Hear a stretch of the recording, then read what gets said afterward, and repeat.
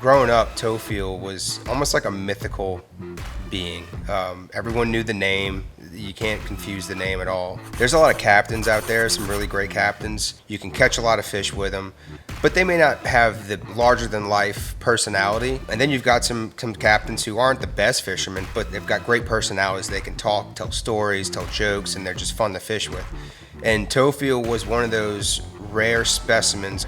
Not only was he an amazing fisherman, but he was also an amazing person. You know, some people got pet chickens, pet dogs, maybe even cats. But down here by you, let go. Whoa, how you like that? What did I think of Theophile? Can I cuss on this? I think so. No, I'm kidding. Yeah. I mean, it was like, holy crap, who is this guy? You know, and back then, I was new to the industry, and what was kind of crazy was you looked up and he was endorsed by every company on the planet. And that was really before a lot of people, especially in Louisiana, did that. You know, you saw that in Jose Wahibe and Guy Harvey, but you didn't. None of the guides around here were Orvis endorsed and all these other sponsors. And so I was just kind of blown away, but also blown away by his hospitality. It didn't matter if you were talking business or you were a fishing customer. He's going to make you laugh and entertain you, and you're going to leave going, that guy's cool. You made it to work yet?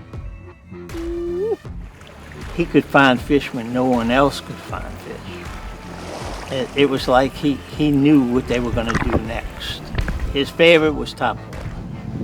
He loved to see the redfish come out the water and smash that topwater bait. People would call and just, you know, I seen him on this TV show, you know, they watch Bill Dance, O'Neill Outdoors, and they were like, his accent, just, he's always laughing, he's so funny, like, I just need to meet this Cajun guy, you know, and it just went on from there. And, I mean, people would come from all over, they came from all over the world. You know, when he was younger, he was launching his boat down at the end of the road here in Lafitte, and he had some camps in Bayou Norman where they're at. And, you know, the guy told me, you ought to get a real job. He said, you ought to, you know, he said, you're never going to make any money doing that. Well, you know, fast forward, here we are, 20 years or so. He's probably the biggest fishing guide in this area. Just the weight that the name Theophile Bourgeois has, and to carry that, it can either weigh you down or you can, like, live up to it. You know, and I choose to live up to it. Y'all, we're out here down the butte today catching some redfish, speckled trout, bass, even caught a perch. So I'm gonna say for today, Don, we did good. We got the show for tonight. That'll be on tonight, WWL. TJ did outfish us, I think, an amount of fish he got. He did. My dad's upbringing was unique to this place, where every weekend was out at the camp.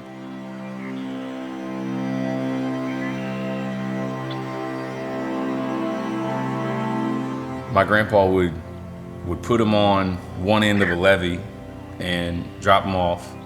He would walk it and hunt, and my papa would fish whatever little line he was working, and he'd wait for him at the other end. And whatever he'd kill would be dinner at the camp, like whatever, you know, anything.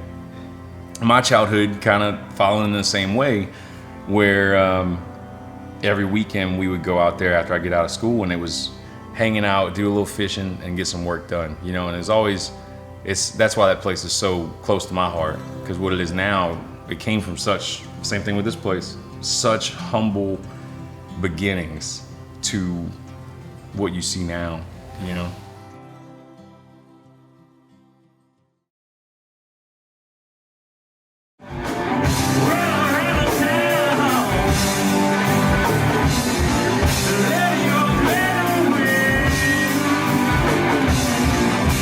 I got my apprenticeship, tattooing apprenticeship. And this was like a dream come true to me. And he was not, my dad's like not the type. He associated tattooing with, you know, bikers and outlaws and all of that. And then slowly, as I really progressed, he would start like commenting on Facebook, like, this is really great, you know, all these things. And then he'd start showing me pictures of other people's tattoos. He's like, this is bad, look at this. And so he started to appreciate the art and the work that went into it. And the same thing with music. he was always super supportive of me and music. And matter of fact, like he bought me a drum kit when I was 8 years old. Okay.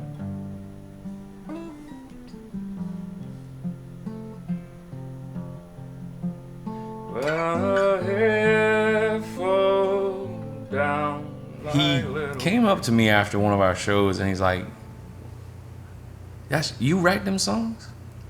I'm like, "Dad, yes." So man, like I've been writing and it was like a light bulb went off. He was like, "Man, that's really good. Like y'all are good." And I was like, it meant so much to me. But he texted me at 5:18 in the morning.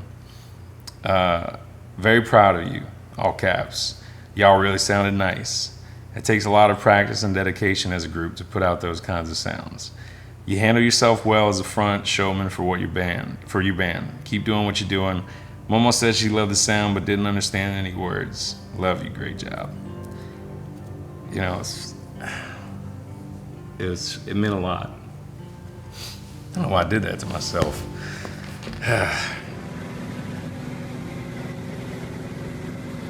We was out there that day and had both the planes out there. We had, two groups out there and got out there. It was like this, sun, blue skies, clear day. The rain came down on us and we actually stayed there for 45 minutes. We had already done our morning fish. The weather was starting to pick up. So we took off and we was heading back in. And it was like this. Rain had passed, blue skies, and they had a line of showers from New Orleans to Venice. It was maybe a mile thick, but it was heavy rain. I mean, it was dark and coming down hard. And so you look for a little light spot where you can get through it, and try to pass through it. And I was probably about a mile and a half behind him. He was about my 11 o'clock, and we was flying along. And I said, well, let me know what it looks like when you get out the other side. I said, I'm gonna go in right here. He says, okay, I'm gonna take it right here. Well, he went in and I was about halfway through it and I could see it breaking up, I said, well, how's it look on the other side too? And he said, I didn't hear from him. On the way down, I got a phone call saying that they found him and he didn't make it. And then when I got here, I got new information saying that they got all three of them and they were all three alive. So then there was this wave of relief as we got in the car and went to the hospital. So we get to the hospital and everything seemed normal and okay. And then I'll never forget the doctors and nurses rounding the corner. And I knew, they don't walk like that to come give you good news. And they broke it down, told us what happened and that he didn't make it. And I felt like there was just so much more that we had to do together, and you don't ever want to lose your parent, man, but it was probably, to this point, the hardest day of my life. And I think the real hardest day of my life was telling my children. That was tough, because we hid it from them for a half a day. Bourgeois' plane went down Sunday afternoon. Coast Guard was able to recover all three passengers. The two people on board survived the accident, but the crash claimed the life of Theophile Bourgeois, a popular fisherman and sportsman.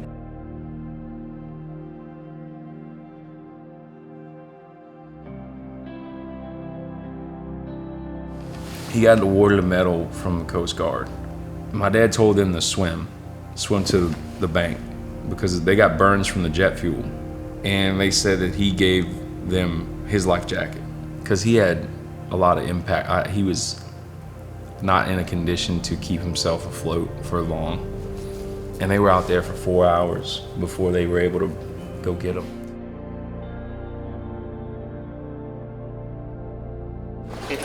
The auditorium was packed.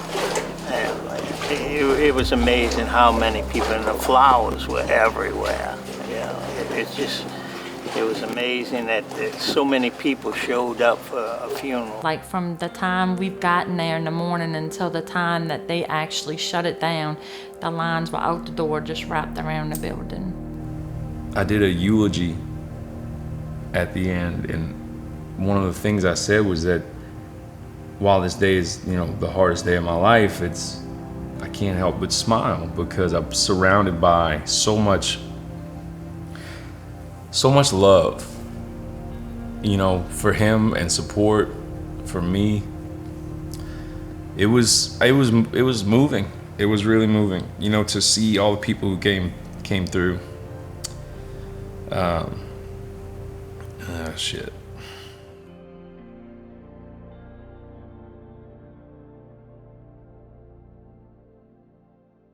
Well, I had considered at that time, getting out of the business, because I couldn't see myself working for anybody else.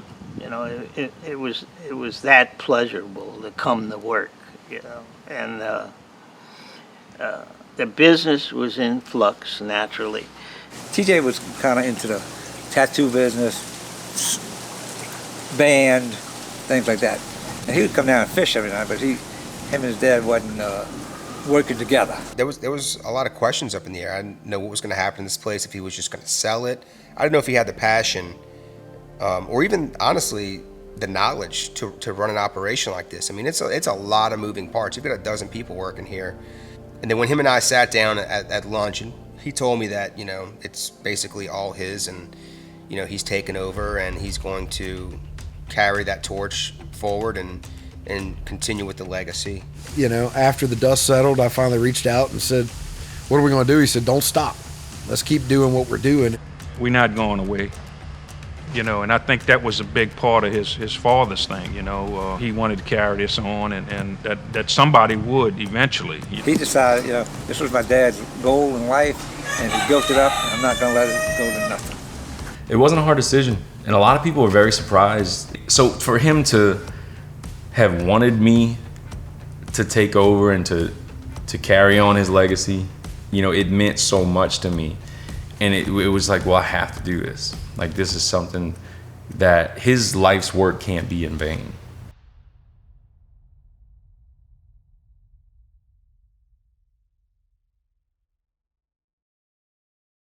The first day he got back in the airplane was just about maybe 3 or 4 days ago, since his dad went down. And I was over here working on my airplane, and, talking to him about what happened, and got him in the airplane, showed him a few things, and I said, well, if you want to go up this evening, I'll take you. I told him, I said, in all respect, I understand where you're coming from. Even if you don't fly, you have to at least go to these islands.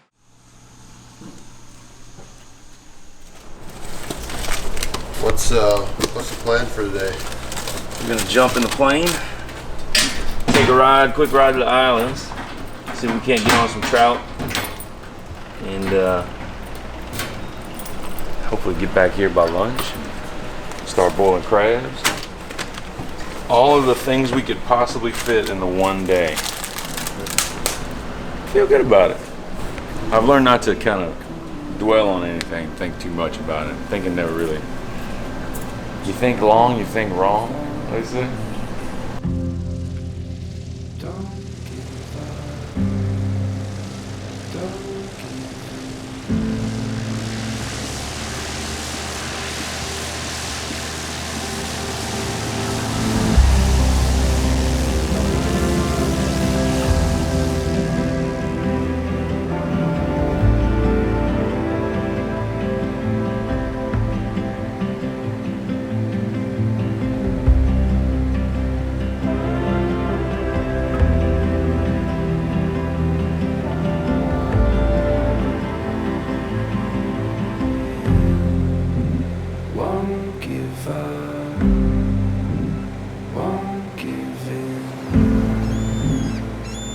Take everything we have and let go. Won't give up, won't give in. Take everything we have But like, if I'm honest, I was afraid, and I made that excuse, and I missed like a lot of good moments. I went up with him a few times, but I only made one trip to this island, fishing with him, you know, and how many times I could have went, you know. So now I can't do nothing about that, but all I can do moving forward is not let fear be the guide, you know.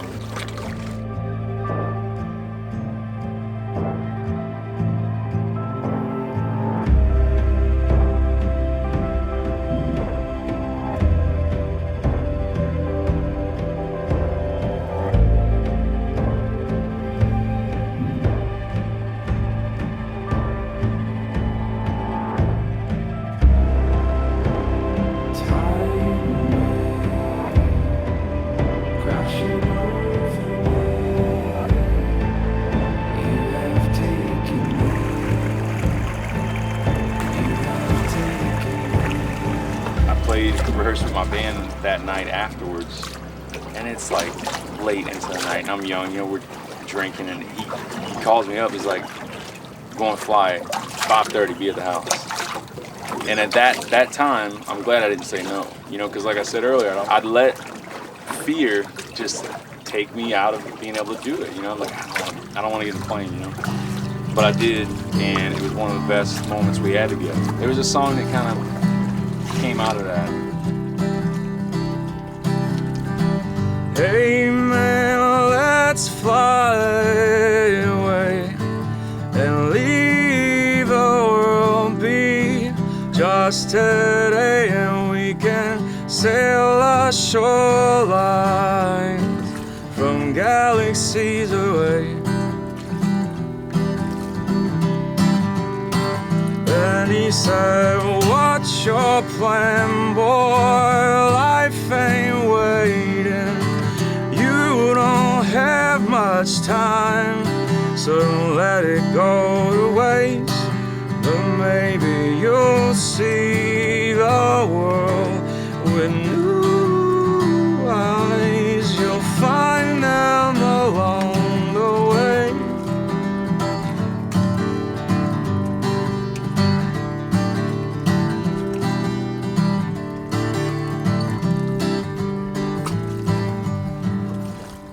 He was coming along really good, and we were making headway, getting in touch with our customers and explaining that we were open, the business did not close, and we were going to move forward. And we got banged by this coronavirus 2 months later, and we still fighting that situation, just trying to work through it. But it's been quite a task for him. Knowing what I know about the business and watching him operate, he's going to make it. And it's going to be just as good, if not better, than what he picked up on. I've had people from chapters all over the state say, what can we do in Theophile's honor? And my usual response is, get your butt down to his lodge and go fishing. And that is all he wants. And quite frankly, a ton of them have done it. It's good that I have such a team, you know, because they're good. Everyone knows what they need to do. Like my dad laid it out, you know. All I got to do is keep pushing, you know, and I know what he wanted for this place. We'll never know what his next big thing would have been, but that's for sure it would have been something. But yeah, I think use his foundation he set forth and kind of keep rolling, man, until handing it off to my kids.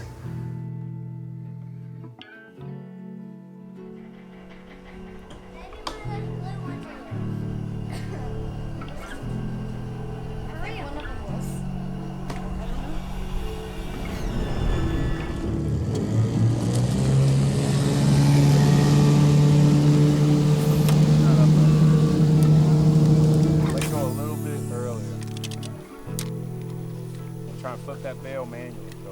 Alright. There's not any grass right here. Fish on! Fish on! Ah! Keep that tip. Hold on. Oh my god, what is this? Follow your wrist. Hang up. Keep the rod tip up. Oh my god. There he's at. Keep your tip up. Let him take that drag. He's gonna fight. That's what we talking about. Get him in.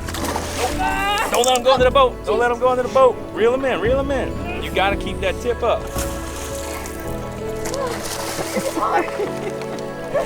There you go. Oh my God. Woo. That fish almost got you, boy. Good work. Nice. Not too bad. Not too bad.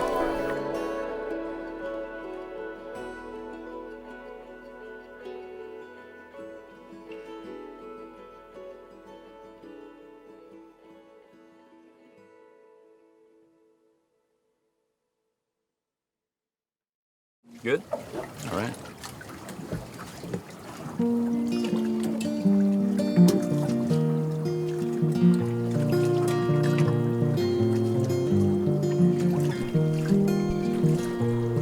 As I sat beneath them trees in this Louisiana moon, I reconcile with dreams as I recall them from my youth.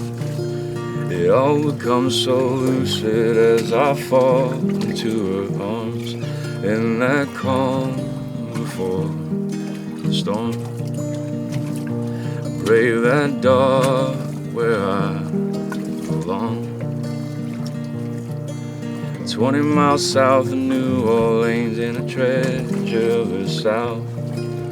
Flood and strife and hurricane have tried to push us out. But some folks don't understand just what that fuss is all about. Come see that calm before the storm. When all our working ends are warm. Maybe I'd get right if I just poured another drink. Instead I'll just waste time and overshare and overthink. And I'll tip my hat to noblemen who never need the praise. The ones who plant the trees and know they'll never see the shade.